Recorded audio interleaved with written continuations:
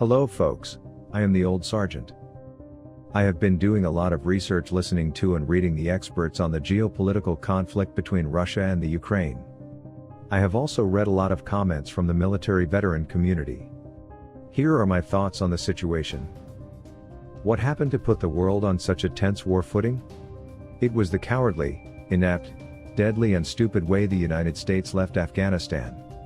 It showed the world that America has weak leadership and that it could no longer be trusted to defend allies.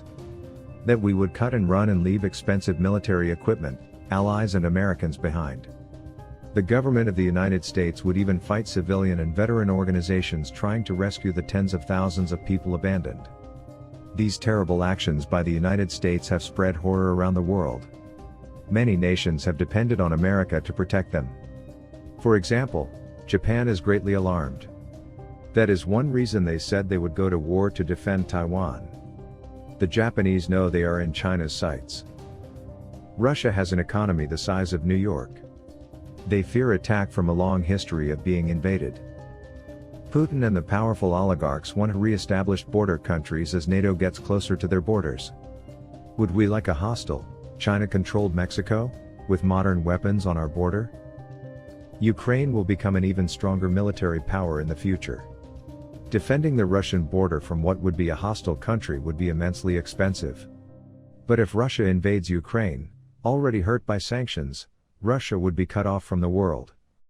The US and many other nations will sanction Russia. This could include the seizing of Russian assets and the arrest of the Russian oligarchs. Russia must have a fast victory with Ukrainian surrender within days. Otherwise, there is a probable long-duration conflict with Ukrainian insurgents and a high Russian casualty count and financial cost. This could destabilize the entire Russian government.